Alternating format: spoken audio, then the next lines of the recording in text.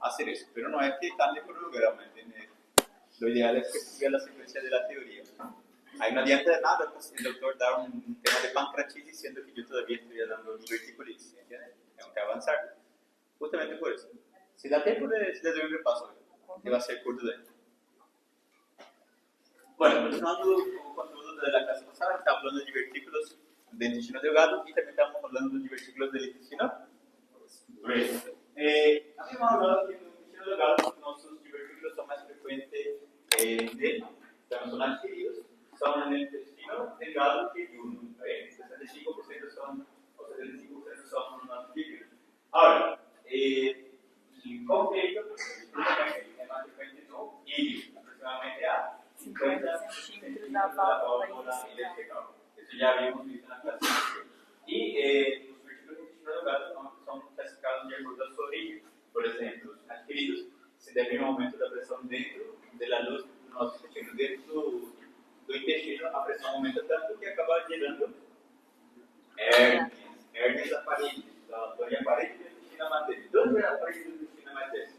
Em que bordo? Tem um bordo lateral, mesentérico e o antimesentérico. Onde é mais fino a parede do nosso intestino? Mesentérico. Bordo mesentérico, excelente. E aí, podemos apresentar os divertículos que são adquiridos. Sin embargo, o divertículo congénito, que é o divertículo de Meckel, se deve a não transtorno de pressão. Ali simplesmente é uma malformação embriológica por a persistência do conducto óvulo-mesentérico. Aí sobre, então, esse vestígio que é o divertículo de Meckel, que é congênito.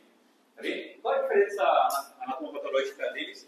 É que o divertículo congênito afeta todas as camadas do órgão de origem, ou seja, tem mucosa, tem submucosa, tem muscular e tem serosa. Sin embargo, o divertículo adquirido tem mucosa e submucosa que se erguem através da capa muscular. Bom, havíamos visto isso e algumas das complicações. No cólon, geralmente é mais frequente no cólon esquerdo, principalmente no cólon sigmoide, na parte onde está continuando com o recto. Aí suele ser mais frequente os divertículos do cólon sigmoide, ¿está bem? ¿Anotaron isso? Bueno, geralmente no cólon se deve a divertículos adquiridos. Aí sim se deve por transtornos de aumento da pressão. E se deve geralmente a estreñimiento, por aumento da pessoas que têm problema para defecar, constipação, tem aumento da pressão e isso acaba formando divertículos. A idade é um fator também que acaba predispondo a debilidade e menor resistência da parede do nosso cólon, verdade? E patologias inflamatórias como enfermidade de Crohn, colite e outras enfermidades que afetam a nossa parede do nosso intestino, gerando entonces la debilidad de la pared. ¿Entienden eso? Entonces, cualquier trastorno que afecte a textura y a grosor da parede do nosso intestino e debilita ela com patologias inflamatórias, assim como transtornos de constipação que aumentam a pressão dentro do cólon e mais a idade, que por si só já é um fator que acaba com o tempo atrofiando a musculatura do cólon. Isso tudo predispõe à aparição de divertículos adquiridos no cólon sigmoide. Especificamente no cólon sigmoide, onde a pressão é muito mais intensa. Bueno, depois esses divertículos vão ter complicações. Geralmente, uma pessoa que pode ter um divertículo e não ter nenhuma manifestação durante toda a sua vida e morrer com um infarto ou por outro tipo de transtorno, nada a ver com o divertículo, e não ter sintomatologia. Mas teremos aquele grupo de pacientes que sim apresentam um transtorno relacionados à presença desses divertículos.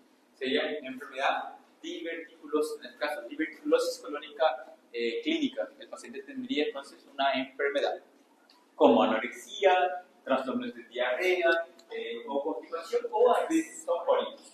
Cólicos que desaparecem depois de defecar. E geralmente o dolor persiste até que você relata que depois de soltar uns gases, pláticos ou ir ao banheiro e defecar, acaba liberando a pressão e a dor desaparece ao mesmo instante. Tá bem? O dolor desaparece com a defecação. Ustedes saben que verbo ¿ok? Bueno, entonces, ese divertículo del colon puede complicarse con inflamación, tener una diverticulitis, ¿no? Complicada, en este caso, por la inflamación, y esa diverticulitis puede se complicar, ¿sí? Nem toda diverticulitis do cólon se opera. Diverticulitis do cólon sigmoide, tratamento é médico, quando não está complicado. ¿Cuáles complicações podem apresentar? Pode formar abscessos, e isso é para drenar. Abscessos se drena? Se drena. É quirúrgico? Sim. É invasivo, temos que drenar, punçar, ou abrir o abdômen e drenar diretamente. Antigamente a gente abria, hoje em dia a gente pode punçar com uma agulha, através da parede, da musculatura do abdômen, guiada, claro, guiada por ultrassonografia, direto no abscesso, drenamos, em antibiótico. Acabava aí agora o procedimento. Agora, outro procedimento, outra complicação que pode apresentar além de abscessos, que abscesso pode crescer e comprimir o colo e o reto, ocasionando ali uma obstrução intestinal. E o paciente vem ali por distensão, dolor abdominal intenso, febre, detenção de fezes e gases, é um quadro de obstrução que é quirúrgico, tem que ser rápido a cirurgia. Bom, aí tem o abscesso, obstrução. O abscesso pode se perforar e liberar todo esse conteúdo purulento em matéria fecal para a cavidade e ocasionar uma peritonites fecal ou peritonites de origem diverticular, que é a terceira complicação. E a outra é que, às vezes, se o corpo do paciente consegue drenar esse abscesso hacia afuera, pode grudar na parede, assim, tipo, grudar aqui, e formar um trajeto anormal, um trajeto fistuloso, se chama isso. Fístula, se chama enterocutânea, entero do intestino, cutânea de pele, fístula enterocutânea, e drenar, se tiver sorte, o pus para fora. Que já vi casos assim raros, mas acontece. E logo temos os casos onde, às vezes, em vez de fazer fístula para fora e liberar pus para fora, hace fístulas com órgãos internos, fístulas internas, assim, não, isso são graves também.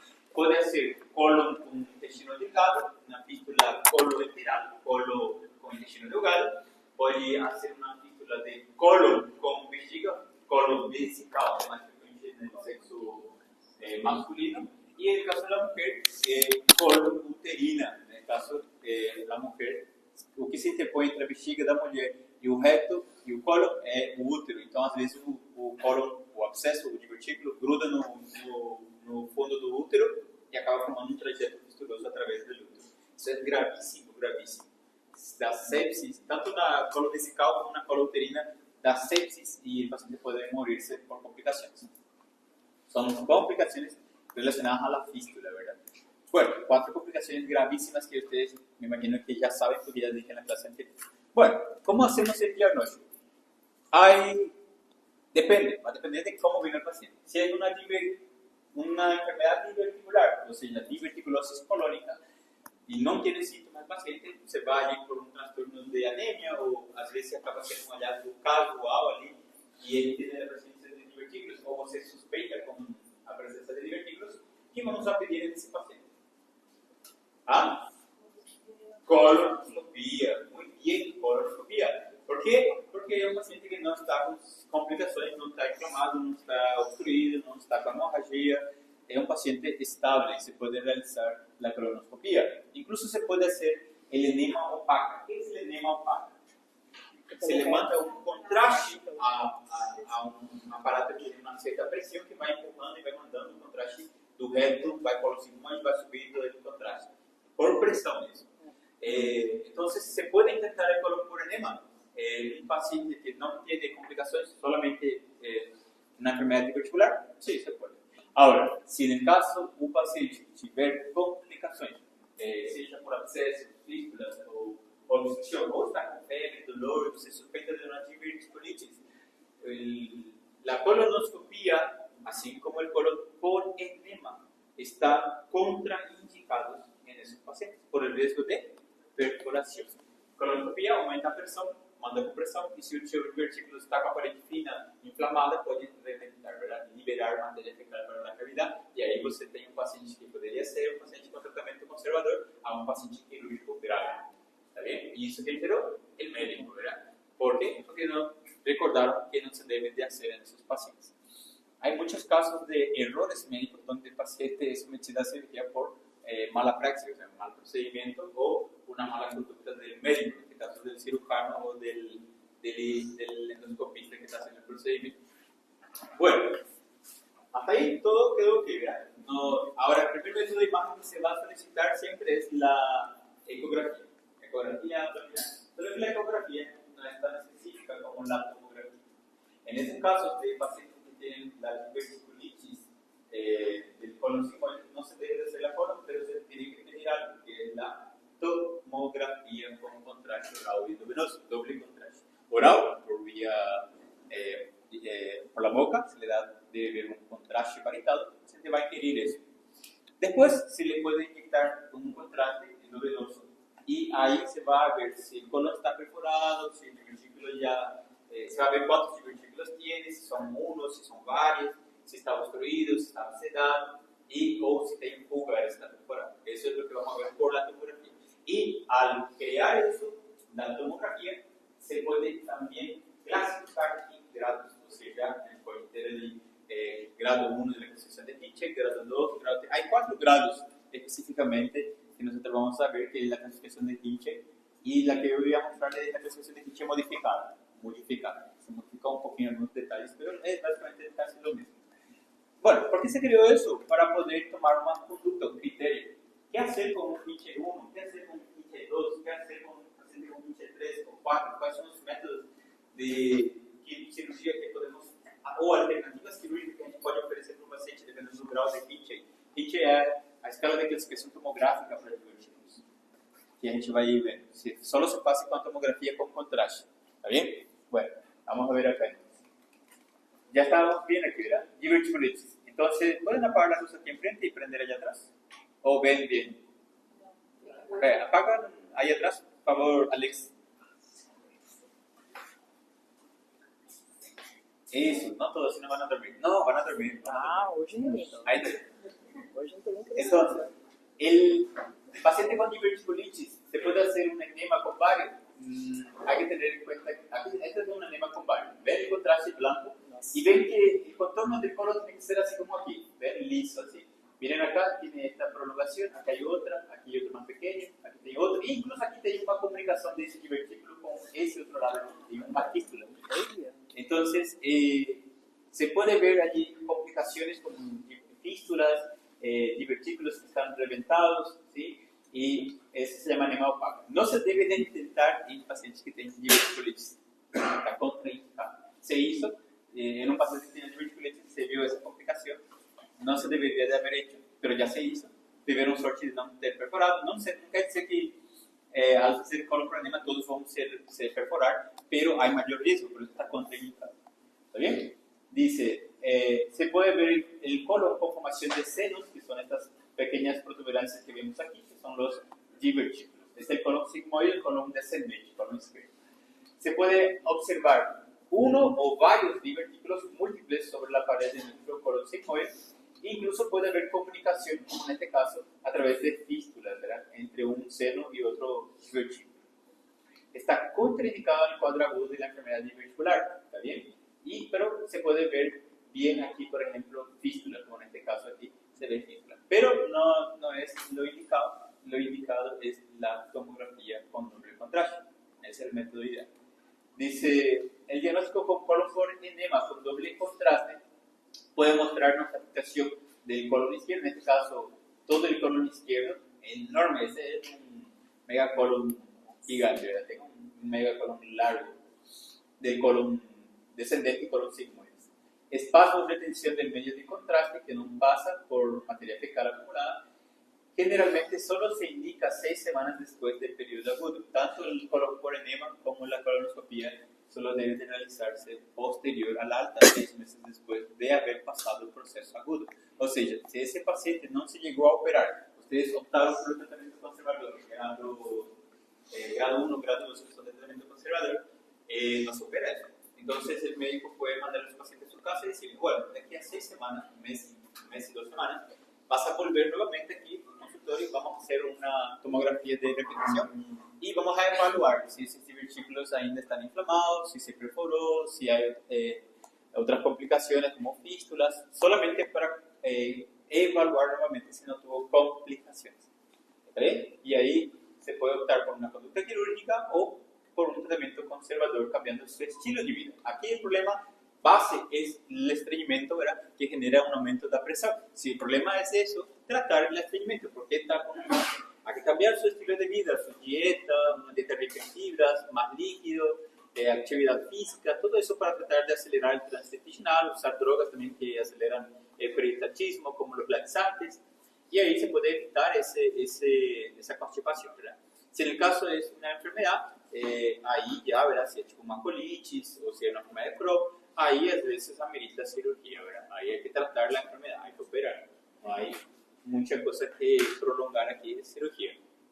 Bueno, después tenemos aquí una colonoscopía. Se ven los orificios de entrada de los divertículos, ¿verdad? Ven ahí las mucosas de nuestro colon. Acá hay uno, acá hay otro, allá hay otro. Aquí encima uno, allá hay otro. Aquí hay por todos lados divertículos en el colon, ¿verdad? Son varios y cientos de orificios. Donde en cada uno de esos orificios puede haber materia fecal. Esa materia fecal puede ficar presa y así como la apendicitis, como un fecalito, ocasionar una diverticulitis. ¿Ok? Bueno, clasificación de Hinchey modificada. Vamos a tener 4 estadios, en los cuales el estadio 0 sería nada más una persona o un paciente que está con una diverticulitis clínica, Sokin leve, blanco un poquito elevado, a veces síntomas leves de dolor, que ainda toleran bien la vía oral y que tiene fiebre. Ese paciente se puede internar o se le puede tratar de manejo conservador con antibióticos y antiinflamatorios o incluso corticoides. Puede ser grado 1, en el caso ya hay inflamación fora do divertículo, no es só o divertículo agora, sino que de la inflamación de la grasa pericólica. Lembro, el colon tiene tejido adiposo grudado de apéndices epiploicos, mesocolon. Bom, además del divertículo inflamado, se inflama a parede do colon e a inflamação pericólica ao redor do colon. Isso é pericólico. E pode ser grado 1, en el caso não tem abscesso, grado 1. Ou pode ser grado 1B, no caso há um abscesso. E geralmente o abscesso pode ser menor de 2 centímetros, no qual a gente faz o tratamento conservador com antibiótico terapia, internação, corticoides, dieta liviana, até passar o quadro agudo. Ou pode ter um abscesso maior que 2 centímetros, e neste caso, quando são maiores, alguns livros dizem 4, vocês vão ver alguns livros dizem 4, vocês que já viram 4. Pero la clasificación de Hinchey modificada utiliza 2. Mayor que 2 centímetros não vai desaparecer só com antibióticos. Ustedes pueden hacer antibióticos, 2 centímetros vai continuar desse tamanho, incluso pode crescer. Então se viu que é melhor fazer um procedimento de punção, drenaje pericutâneo, guiada por ultrassonografia ou ecografia. Então temos o grado 0, que neste caso somente é inflamação do divertículo, limitado ao divertículo. Tá? Esse paciente pode ser antibiótico por via oral e anticorticoide por via oral e anti-inflamatório por via oral. Dieta e pode mandar para casa e volver no dia seguinte para evaluar. Isso é tratamento conservador. Grado 1 já é um paciente que depende, pode ser um A ou um B. Um A é com abscesso, é sem abscesso, e um B é com abscesso. O 1A também é tratamento conservador. Também, só que neste caso já não é um paciente que vou mandar para casa. Não é ambulatório, é internação. Antibiótico terapia, ciprofloxacina, metronidazol, prednisona ou outro corticoide e anti-inflamatórios. Entende? Se interna, se queda o paciente já internado. E não quer dizer que vai ficar internado e vocês vão falar daqui uma semana. Não, vocês vão repetir o laboratório no dia seguinte, vão evaluar o paciente, porque um paciente internado não quer dizer que não pode se complicar no hospital. Claro que isso pode complicar. Todo dia se faz um procedimento que se chama evolução clínica. Sabem o que é evolução clínica? É uma folha onde o médico cirurgião vai evaluar pacientes que não se operaram e os que já se operaram para ver se eles não estão tendo complicações e se não requerem de uma segunda cirurgia, no caso dos que já se operaram, ou daqueles que estão sendo como tratamento conservador, se não precisam de uma cirurgia.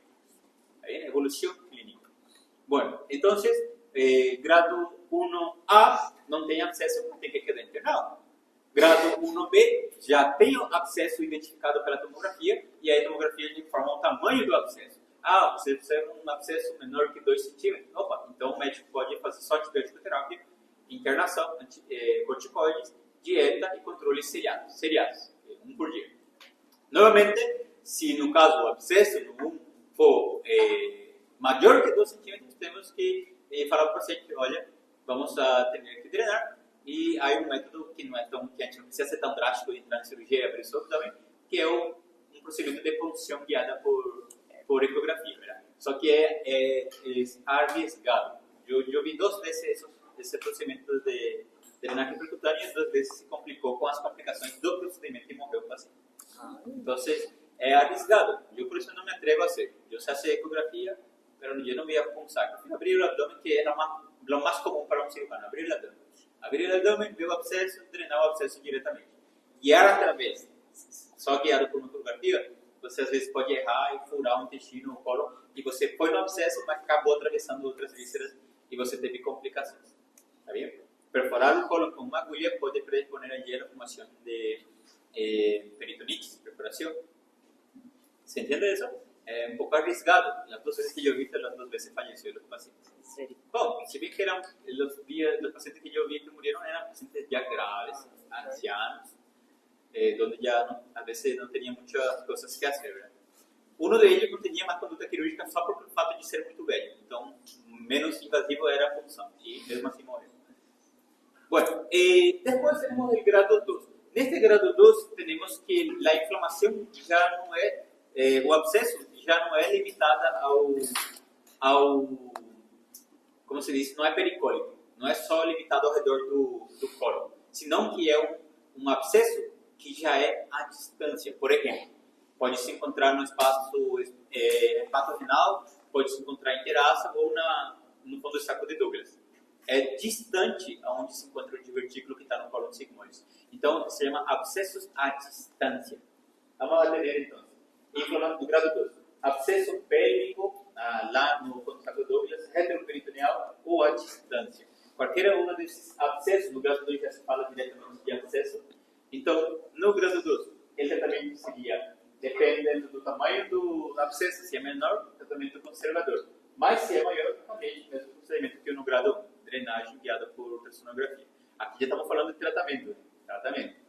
Grado 3 e 4 é quirúrgico, inteiramente quirúrgico. Grado 3 é uma peritonite generalizada, onde não temos uma perfuração neta do divertículo com a cavidade, mas sim microperfurações, onde ele está gangrenoso, necrótico, e já há pus ao redor, onde há uma peritonite de líquido purulento na cavidade.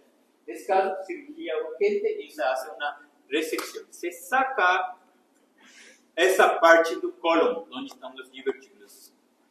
Se é cólon sigmoide, todo cólon sigmoide. Se é cólon sigmoide, cólon descendente, todo cólon descendente. Chega até o cólon transverso, então chega todo o cólon transverso. ¿Se entiende? Hay que quitar el colon si es necesario. Se llama colectomía o hemicolectomía izquierda. Si vamos a quitar solo el sigmoide, es sigmoidectomía. Si vamos a quitar sigmoides con colon izquierdo, vamos a hacer una colectomía izquierda o una hemicolectomía izquierda. ¿Está bien? Y si vamos a llegar até a metade do colon transverso, una hemicolectomía ampliada, izquierda ampliada. Si vamos a hacer hasta el ciego, donde está el apéndice, ¿verdad? Vamos a quitar el ciego también, ahí se llama colectomía total. Todo el colon se saca. ¿Se puede vivir sin el colon? Sí. Sin el colon, sí. El colon es 1,5 metros de tamaño. Obviamente, este tamaño va a tener el colon. Pero es la parte donde se absorbe se absorbe líquidos. Prácticamente para secar la materia fecal, el líquido intestinal. Se absorbe agua, líquido. En el intestino delgado es donde ocurre la absorción de los nutrientes. En el colon se absorbe una vitamina, pero más agua. ¿Podemos vivir sin eso? Sí, porque el intestino también, delgado también absorbe agua. Entonces se puede vivir. Ok. Lo que hay que tener cuidado es de no sacar el intestino delgado. En el caso del intestino delgado, sí tenemos que tener cuidado por el fato de que podemos crear un síndrome de intestino curto, ¿verdad? Y eso puede matar a un paciente si es que no tiene una buena nutrición, ¿verdad? Generalmente un intestino delgado menor de 2 metros o de 2 metros ya es intestino curto. 2 metros. Nuestro intestino tiene 7 a 8 metros. Nuestro intestino grosso 1,5 metros, ¿verdad? A veces juntos dan 9 metros. ¿Está bien? Sacar 1 metro ou 2 não faz muita diferença. Agora, quitar 7 metros ou 6 metros, aí esse paciente tem que ter cuidado. Tem que ter muito cuidado com isso.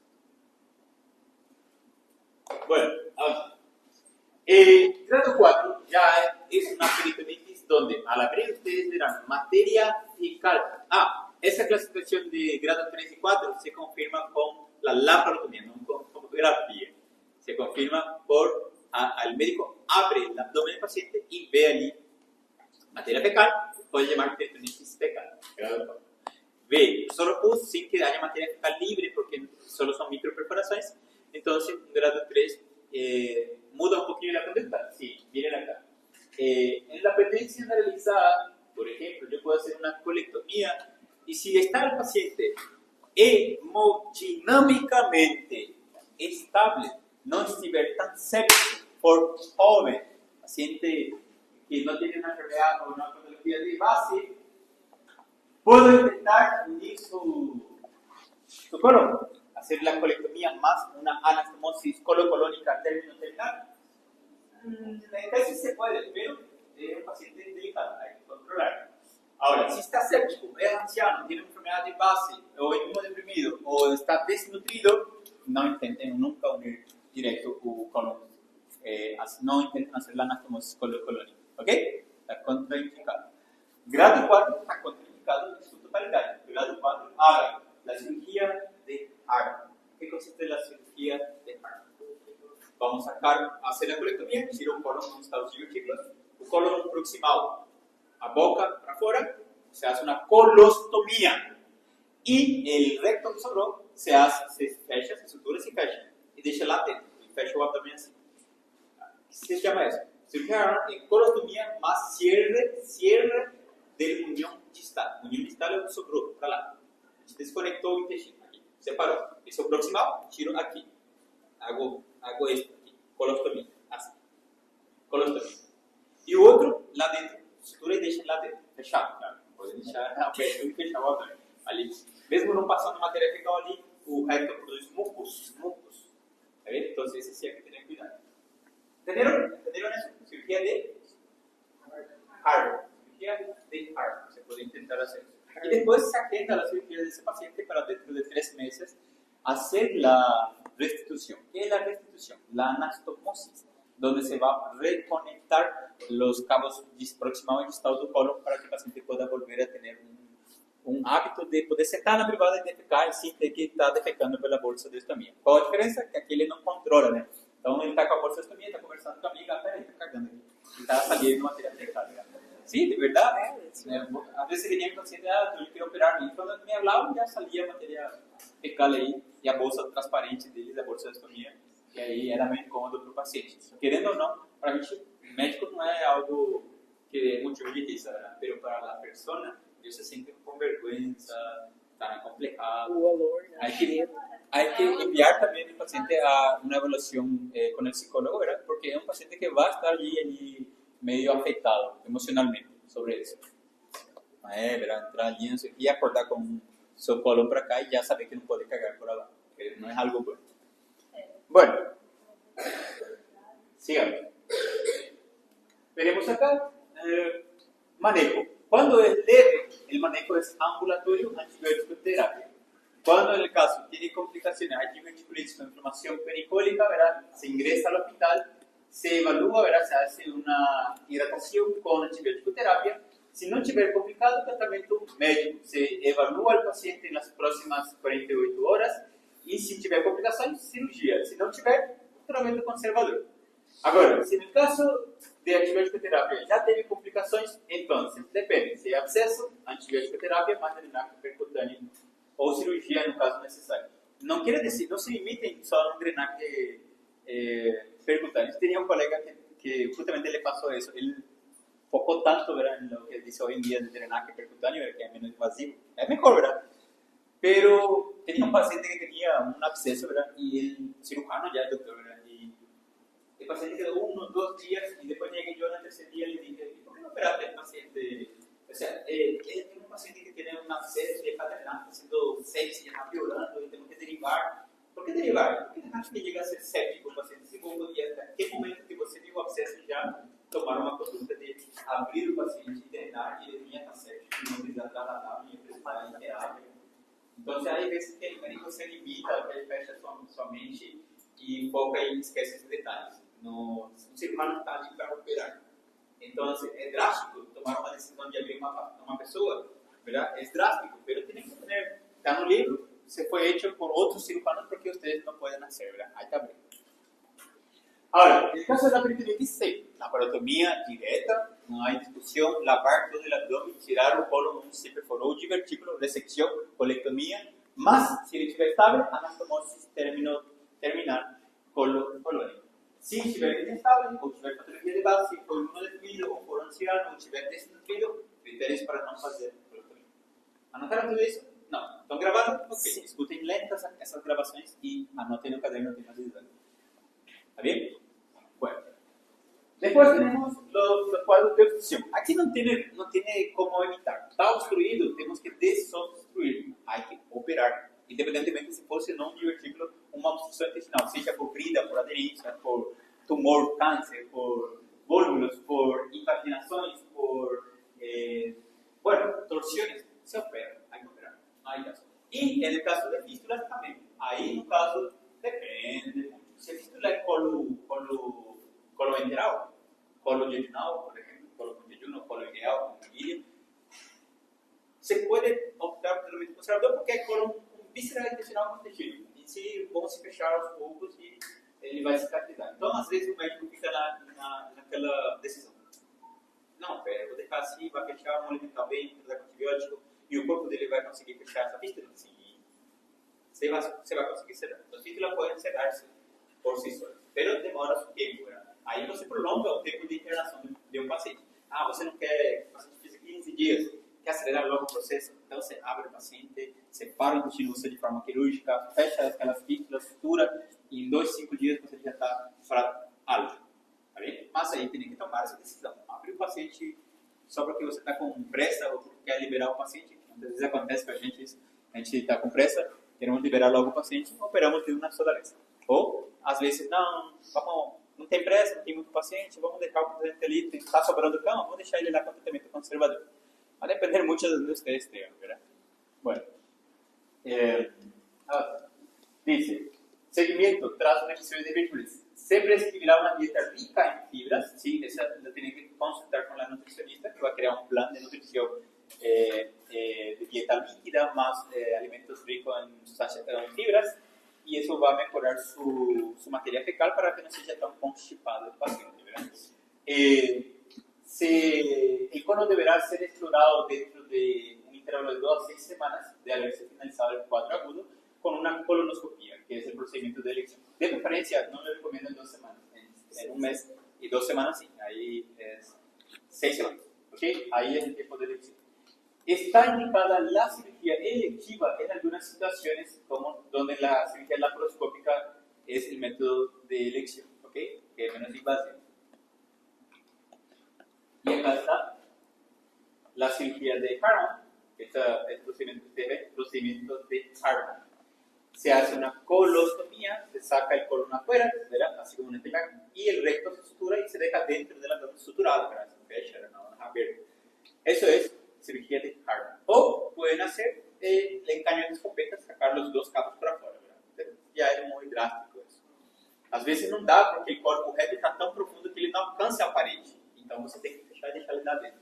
Às vezes você cortou o cólon aqui na parte esquerda e sobrou então o cólon, você pode tirar os 2 canos para fora. Entendem os 2 canos para fora? 2 bolsas. Não entendi. Não entendi. Segura aí. Vixe, Maria. Vamos fazer assim, ó. Prestem aqui. Aqui tem a parede abdominal. Sim? Segura um pouquinho aí você. E vamos a introduzir um cabo e o cabo, os dois cabos separados, assim como estão vendo aqui. Aí por um lado ele vai defecar e o outro lado não serve porque não passa nada, tá vendo? Você entende? Isso quando sobrou grande parte do colo e ele dê para exteriorizar para fora. Mas quando é o reto e pegou muito lá dentro e ele não alcança a parede, então faz a Harman. Eu prefiro fazer a Harman. Preferente. Cada um vai ter essa preferência. Vai depender do quanto de intestino vocês ainda têm para exteriorizar para fora. Tá bem? Bueno, cirugía de Harman. Vemos acá. ¿Cuáles son los datos de indicación quirúrgica de urgencia? Datos de peritonitis. ¿Está bien? Finge uno sin mejoría después de 2 días y tienes posterior al drenaje, no tuvieron mejoría del absceso, cirugía. ¿Cuál es la técnica de elección? Bueno, primera es la resección del sigmoides con anastomosis primaria e ileostomía protectora. Entonces yo puedo hacer lo siguiente. Puedo volver a unir el recto con el locosoprol del colon, pero para dejar que cicatrice, saco el yeyuno para afuera y hago una fístula. Entonces el paciente puede al día siguiente, después de la cirugía, vemos yo uniendo su colon a iniciar tolerancia. ¿Puede? Yo saqué una ileostomía. No, aquí hay colon. ¿Saben qué hay colon? Uní colon con colon, anastomosis. Y el yeyuno ilio, antes del colon hay un yeyuno ilio, yo hago una yeyunostomía. Entonces el paciente va a poder comer, va a irse al yeyuno y no va a pasar el colon porque va a tener aquí una yeyunostomía. ¿Se entiende? Como una colostomía, pero en vez de ese colon va a ser yeyunostomía. El paciente va a comer al día siguiente y va a cagar por acá. ¿Se entiende? Así deja que las suturas que yo hice adentro de unir el colon cicatricen. Se cicatrizan. ¿Se entiende eso? Bueno, esa es una yeyunostomía o ileostomía de protección, se le dice a eso. Y si no da para hacer eso, bueno, el segundo procedimiento es la cirugía clásica de Harman, ¿verdad? Y si el paciente está estable, pueden hacer la laparoscópica, pero es más arriesgado. Sí.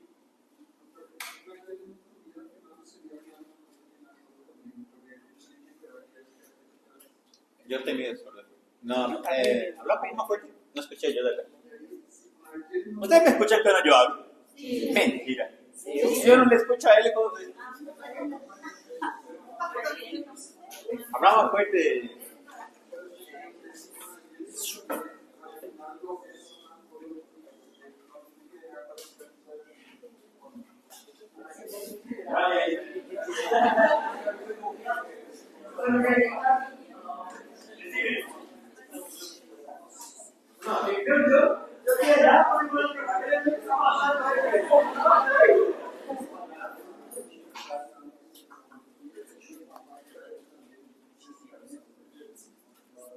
No.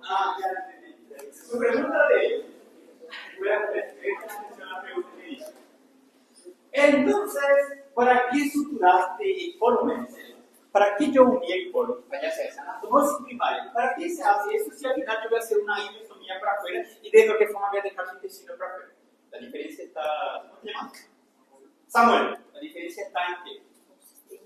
la diferencia está en que ese paciente, si yo no hubiera hecho, Samuel, la ileostomía o yeyunostomía para que se pueda alimentar y cagar por ahí, entonces paciente, yo no le iba a alimentar al día siguiente. ¿Por qué? Porque adentro hay una sutura. Y vos vas a comer y vas a soltar la sutura. Y va a ser una peritonitis y no sirve de nada tu cirugía. ¿Qué va a pasar? ¿Puedo dejar mucho tiempo a una persona que estaba séptica o con infección sin comer? Ustedes ya saben que peritonitis consume mucho nuestro metabolismo, ¿verdad?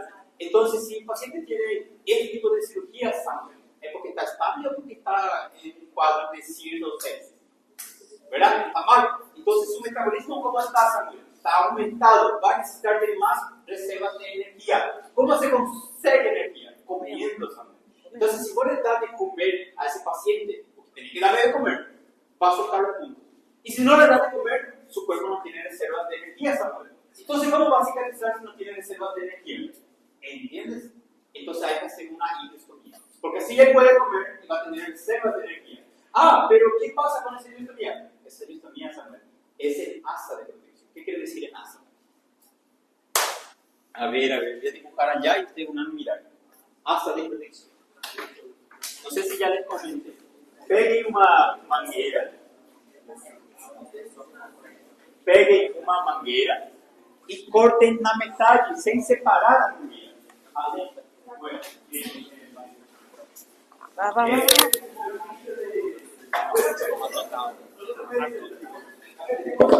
el ejercicio que yo hice en el abdomen. Agarro su intestino, el paciente, en el caso del ilio o yeyuno, hago esto, saco hacia afuera, ahí está, esto, ahí está, aquí en boca, aquí va hacia adelante, ¿ok? Vamos a tener lo siguiente, saqué el jejunum hacia afuera, hago solo un corte aquí, Samuel, un corte así, y hago un buraquillo acá, así. Ahí el paciente va a comer, va a cagar por acá. Esa es la ileostomía. U otro caso, no va a pasar nada. Después, se curó el paciente, pasó 4 o 5 días, no tiene fiebre, no tiene complicaciones, mejoró, pasó la infección, pasó la sepsis, el paciente está en buen estado general, su laboratorio se normalizó, entonces le digan al paciente, bueno, ya completaste todo tu antibiótico, ya estás bien, te vas a tu casa. Ah, me voy con esa ileostomía. No. Ahí mismo con anestesia local, lidocaína, o si en el quirófano puede hacer quirófano, pero yo hago solamente ahí en la urgencia. Agarro ese intestino, ¿duele el intestino? ¿Duele? ¿Duele el intestino? Yo puedo agarrar tu intestino en mi mano y vos no vas a sentir dolor. La piel sí, ¿verdad? Abrir tu abdomen sí, pero tu intestino, así yo agarro el corto como exterior, vos no vas a sentir dolor. No vas a sentir dolor. Entonces yo puedo suturar. Presta atención, Samuel. Ya está. Era un corte de 2 centímetros que yo había hecho para que pueda defecar por ahí. Suturo esos y empujo de nuevo hacia adentro. Y la parte del orificio donde estaba la pared, con anestésico local, suturo. Estaba en luz, suturo. Y cierro después la piel encima de esto y se queda una cicatriz así. ¿Se entiende? Se va de alta ese paciente. Una ileostomía, el paciente se puede ir de alta. ¿Se entiende eso? Bueno, y por eso, porque el paciente tiene que comer, necesita alimentar, necesita combatir la sed con reservas de energía, necesita de su sistema inmunológico y su sistema inmunológico va a sufrir su sistema o la nutrición. Por eso yo digo, cuando se intenta hacer anatomosis, cuando no se debe hacer con eso, yo le digo, grabe o anote, cuando estiver desnutrido, no vamos a hacer anatomosis. Cuando estiver séptico, muy séptico, también vamos a hacer la anatomosis. Cuando estiver muy anciano, tener una enfermedad en fase, ser inmunodeprimido o inmunocomprometido, como por ejemplo un paciente con VIH o un paciente que tiene otra enfermedad donde su sistema inmunológico está muy bajo, también no vas a intentar una infección sin entrada. Hay momentos en que el médico ve, no, el paciente no va a soportar, vamos a mantener el paciente. Lo que importa también es la colostomía. El paciente puede vivir con eso por meses, incluso hay gente que vive para toda su vida hasta su muerte con eso, ¿verdad? Pero aquellos que no vas a dejar eso, van a sobrevivir, y es importante que sobreviva primero tus pacientes, así de todo. Sobrevive, pasa el proceso agudo y no se reagenda la cirugía para volver a unirse en tejido. Lembro de aquel paciente que les tengo que operarle mañana, después de mañana les voy a operar. Porque yo no me hice intestino en aquel momento, porque no reunía las condiciones necesarias para unirse en tejido. Ahora sí, ya está mejor, está allí preguntando por mí todo lo ayer, ¿cuándo vamos a operar? ¿Cuándo vamos a unir mi corazón? ¿Se entiende ese motivo? Bueno. Ahí terminó. Eso era divertículos. Voy a dar otro ejemplo.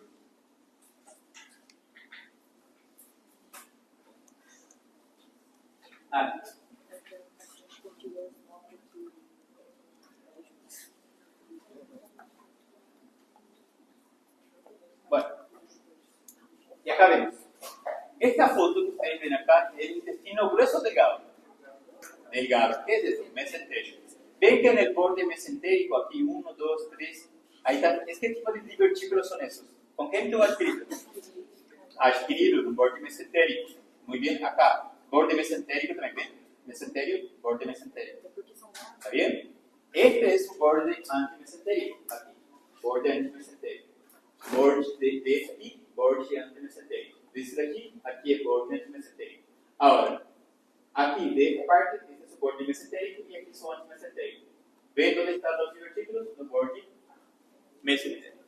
Son divertículos adquiridos y se deben por herniaciones por aumento da pressão da luz intestinal aqui, onde a mucosa e submucosas são empurradas através da capa da musculatura do nosso intestino. ¿Ven? Nosotros ya habíamos hablado de eso.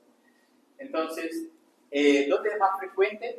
de los divertículos en el colon, específicamente colon sigmoide. Entre divertículos del intestino delgado y divertículos del colon son más frecuentes en el colon. ¿Dónde? Intestino grueso. En este caso, colon sigmoide. Dice, son protrusiones de forma saccular de mucosa y submucosa a través de las paredes del colon. ¿Está bien? Se originan en zonas congénitas o en zonas anatómicamente más débiles, donde entran los vasos que van a vascularizar el colon. En este sería donde entra su mesocolon. Si hay colon sigmoide, mesocolon sigmoide. Si hay colon descendente, mesocolon descendente. Si hay colon transverso, mesocolon transverso. Y si hay colon ascendente, mesocolon ascendente. ¿Está bien? Favorecida por aumento da pressão dentro do nosso colo, se llaman pseudo o falsos divertículos. Pseudo es falsos divertículos. En este caso, más frecuente en el colon sigmoide y también en el colon descendente, colon izquierdo. Puede aparecer en el colon ascendente, colon derecho y algún porcentaje en el colon transverso. ¿Está bien? Puede presentar en todo el colon. ¿Cómo se llama eso? Pandiverticulosis colónica. Pan de Pange, de global. Todo el colon, pandiverticulosis colónica. ¿Está bien? Si no afecta todo el colon, pero hay cientos de divertículos con colon sigmoide y colon descendente, entonces diverticulosis colónica. Si se inflamó solo uno, diverticulitis colónica. ¿Entiendes? Todo eso va cambiando. Si es solo uno, divertículo colónico. Si son varios, diverticulosis colónica. Si está inflamado, diverticulitis colónica. Si es en todo el colon, diverticulosis. ¿Se entiende? Bueno, entraron para operar. Había un divertículo inflamado y cientos de divertículos en todo el colon para encontrar uno. Bueno, yo prefiero hacer la colectomía total. Eso es preferencia del cirujano. Algunos prefieren sobrar uno o dos. Pero gente, si ya tuvo uno y sobran más algunos, va a volver a tener en el futuro. Y mejor operar a un paciente en una edad joven, así ainda que esté en buen estado general, que depois o paciente vai envelhecendo, llega a sus 80 años y viene con complicaciones de divertículos. Son difíciles de operar. La idade en sí, o factor de riesgo, no soportan la anestesia, no soportan ser intubado y tienen arritmias, morren por la intubación ali. Então, son pacientes delicados. Protección de la mucosa y submucosa a través de la capa muscular. ¿Está bien? En el caso está ausente. A eso se le dice divertículos activos. Podemos tener los no complicados y los complicados. Los divertículos no complicados se le llaman diverticulosis, cuando son varios, como recién habíamos comentado. Son generalmente sin sintomatología, no suele dar mucha sintomatología y cuando da el síntoma de dolor, que es en crisis, que desaparece después de la defecación. ¿Está bien? Eso es lo que vemos. Su hallazgo suele ocurrirse por una colonoscopia o una radiografía contrastada o por un colon por enema, en el caso de que sea un análisis de rutina. A veces algunos se van a hacer controles, ¿verdad? Cuando llega a sus 40 o a sus 50 años, los hombres, en el caso de las mujeres, se van más temprano, ¿verdad? A veces se van a hacer una consulta para un trabajo y le piden una evaluación médica completa, ¿verdad? Le hace controles de radiografía, electros, laboratorios. Se constata alguna anormalidad, se puede pedir una ecocardio, se puede pedir una colonoscopia, se puede pedir una endoscopia. Muchos hacen eso solo para descartar enfermedades en caso de sospecha. Entonces, el rango sería de los 40 a los 50 años. Algunos síntomas son inespecíficos como flatus, muchos gases, cambios en el ritmo del evacuatorio y dolores difusos que pueden estar atribuidos a los divertículos en el colon por el aumento de la presión. Una vez que defeca, el dolor desaparece. Es un estadio clínico que no requiere de tratamiento. En este caso, la única forma de tratar es cambiar su estilo de vida, su dieta o su estilo higiénico dietético. Bueno, cuando se trata del intestino delgado, suele ser más frecuente en el duodeno. En este caso, donde segunda y tercera porción que también ya habíamos comentado. ¿Cuándo es en la segunda porción del duodeno? Se clasifica nuevamente, ¿verdad? ¿Cómo? En divertículos preductais, interductais, retroductais y en la desembocadura dos conductos. ¿Se acuerdan? Había 4 formas de clasificación cuando se encuentra la segunda porción del duodeno. Eso cuando es en el duodeno. Por suerte es raro. ¿Se acuerdan que yo les dije que es complicada esta cirugía? Yo, gracias a Dios, nunca encontré una así. Pero cuando aparezca va a ser una dolor de cabeza enorme. Si es que no muere el paciente. Bueno, y ahí se ve la colonoscopia de orificios diverticulares. Vienen como una mucosa Sí. Cuando está inflamado, generalmente aquí hay signos de congestión vascular, pues se diga signos de eritema, enrojecimiento, que ahí você ve que está inflamado, y a veces encontramos materia fecal. Tem casos, aquí es un enema opaco, ese es un enema con contraste, llenos de divertículos, y sí se ve así mismo como se están viendo, tanto en la tomografía como con el color por enema, ¿ok? Se ve bien así. Entonces, no va a ser difícil ustedes ver en esta imagen y decir, este tiene una diverticulosis. ¿Está bien? Bueno, hasta se ve mejor unos divertículos aquí, allí, en varias partes de nuestro cuerpo. Allá se ve más. Diferentes puntos, ¿ven? Del otro lado de él. ¿Qué color transverso? Bueno, las complicaciones en el caso de los divertículos del colon puede ser inflamación, sangrado, estenosis. La estenosis no la había citado, pero también puede pasar. Pero esa es consecuencia de la inflamación. Cuando se inflama mucho, el colon se recupera, se inflama, se recupera, y la inflamación deja fibrosis. Y el tejido de la pared del colon empieza a quedar rígido, va encogiendo, y ya no consigue se dilatar. Viene una materia fecal que es grande y no pasa por esa estenosis, pica obstruido, y ahí se empieza una obstrucción intestinal. ¿Está bien? Entonces, estenosis es algo complicado. Hay que operar en algunas situaciones. Nada diverticulitis aguda, entonces vamos a tener inflamación de uno o más divertículos, generalmente localizados en el colon sigmoide, y va a dar un dolor típico, dolor en el cuadrante inferior izquierdo, en la fosa de ilíaca izquierda, y va a dar un signo que se llama signo de... ¿Cómo se llama el signo para la diverticulitis? Lo avicina para apendicitis. Lumbar también. ¿Qué? ¿Quién sabe?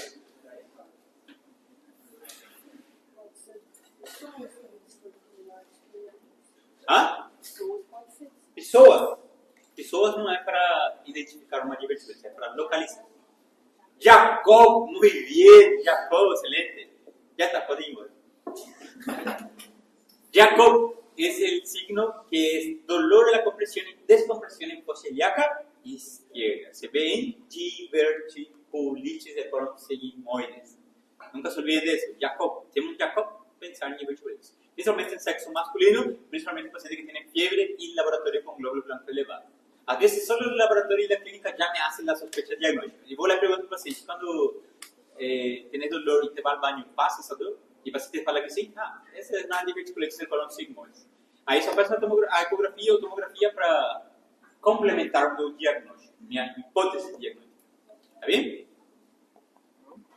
Bueno, dice, se ve más en pacientes ancianos, mayores, generalmente en el colon sigmoide se debe generalmente a la inflamación a obstrucción de la base del divertículo. Suele ser acompañado de dolor en la fosa ilíaca izquierda y a veces puede dar un absceso y dar una masa palpable al tacto y fiebre, ¿verdad? En este caso de 38 a 39 grados. Recordando, la diverticulitis, que es grado 1 según la descripción de Hitcher, incluso grado 2, si no está perforada, si es solamente un absceso y el absceso es menor que 2 centímetros, el tratamiento es conservador. Por eso la diverticulitis entra en los cuadros de abdomen agudo inflamatorio y a veces entran como abdomen agudo médico, que no se operan, se tratan como antibiótico. Ahora, si no mejora el paciente y comienza a piorar, ahí evalúan al paciente si tiene signos de irritación peritoneal, si en vez de mejorar os glóbulos blancos estão subindo mais ainda, se o paciente não está conseguindo tolerar ingesta de alimentos, esse paciente tem que ser sometido a cirugía. ¿Vale? Bueno, avanza. Acá está. Clasificación de Hitcher evalúa la gravedad y la extensión del proceso inflamatorio en exceso de la diverticulitis del colon. Y vamos a tener clasificación de Hitcher 1, 2, 3 y grado 4. Bueno, para eso les voy a dar su receso. Después continuamos.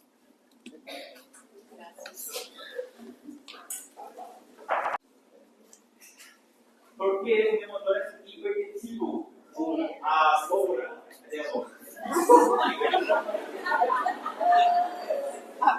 ¿Por qué? empecemos para el 25. Por causa da pressão arterial. ¿Está bien? Por causa del aumento de la presión intratorácica. Ahí se llama motor hipertensivo. Muy bien. ¿Ya comieron la copa?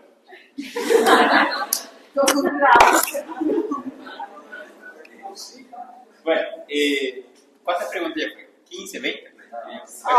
Acho que umas 5, 6. Não, vem. En las lesiones del cráneo, nosotros teníamos un trastorno aquí que se llama edema cerebral. ¿Cuáles son los signos del edema cerebral?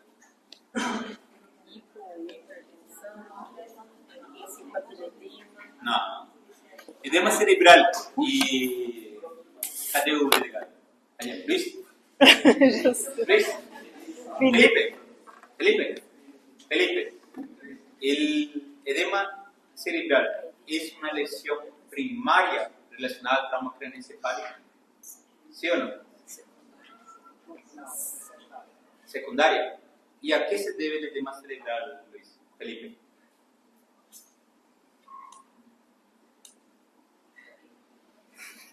Ficou vermelho, coitado. ¿Qué es Shelly?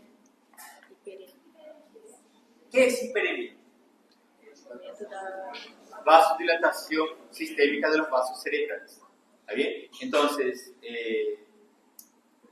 Felipe, el edema cerebral puede ser ocasionado allí por una contusión cerebral, que en este caso sería primario, por un trauma con fractura del hueso del cráneo, que también sería primario, donde el cerebro empieza a edematizarse, inflamarse por vasodilatación, por la hiperemia, por la presencia de aire, neumoencéfalo, o en el caso de acumulación de líquido o hematoma. ¿Está bien? En este caso se genera desaparición. ¿Cuáles son los signos tomográficos del edema cerebral? Desaparición de las circunvoluciones, los ventrículos disminuyen de tamaño, ¿sí? Y se ve una imagen hiperdensa de todo el encéfalo en sí. ¿Okay? Esa es la definición tomográfica de un edema cerebral. Signos tomográficos sería eso. Signos tomográficos, no olvidar eso. ¿Verdad? ¿Qué es el hematoma intraparenquimatoso? ¿Y a qué se debe el hematoma intraparenquimatoso? El edema intraparenquimatoso, hematoma intraparenquimatoso. Kelly.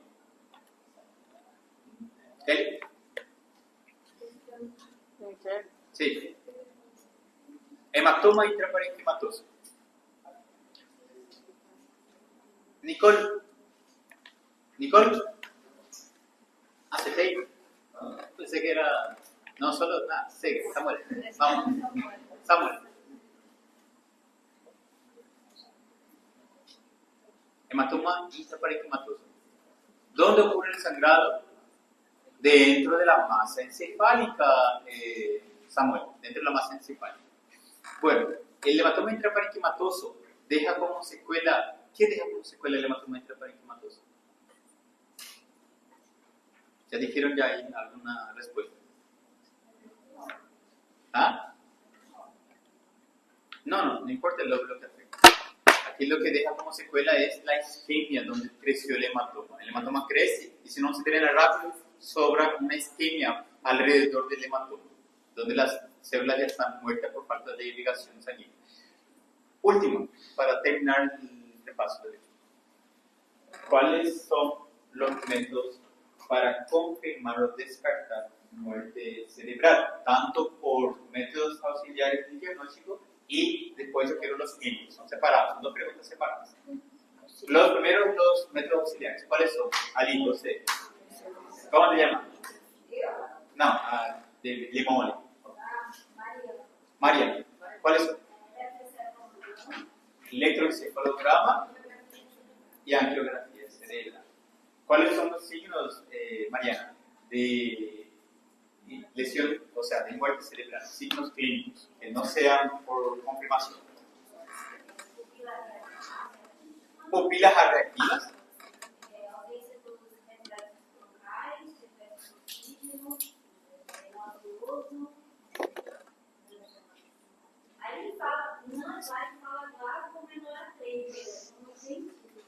No es Glasgow. Glasgow de 13.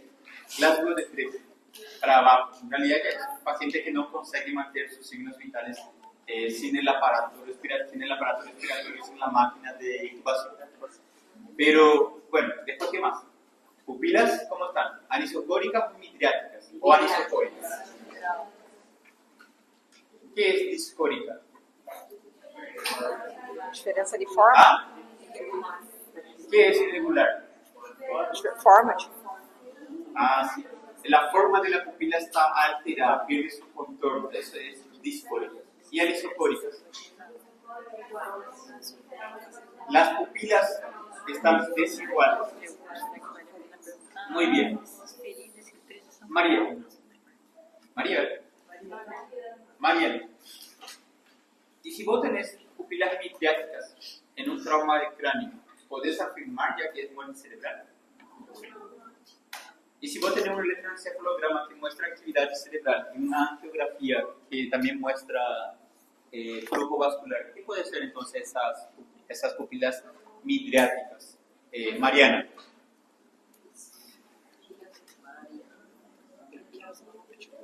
David.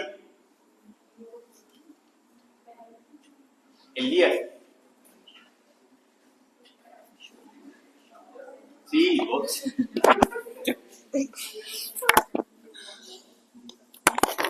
Pedro. Esos dos son los nombres que yo leí aquí. Vamos. ¿Saben? Lesión del quiasma. Quiasma. Cuando es bilateral, es al nivel del quiasma. ¿Está bien? No se olviden de eso. La otra vez vino una paciente que se fracturó el cráneo, ¿verdad? Fracturó aquí la órbita y la órbita seccionó su nervio óptico y ella no podía ver de un lado, tenía la óptica ya relajada. Y era solo un lado, pero ahí fue selectivo el nervio. Ahora si era más atrás, un poquito más atrás, en el quiasma, donde está la silla turca, ahí está un quiasma, un surco para el quiasma. Si se hubiera fracturado ahí, ella hubiera quedado ciega y las midriáticas de ambos lados. ¿Está bien? Nunca olvidar de eso. Sim. Bueno, ya está. Graças.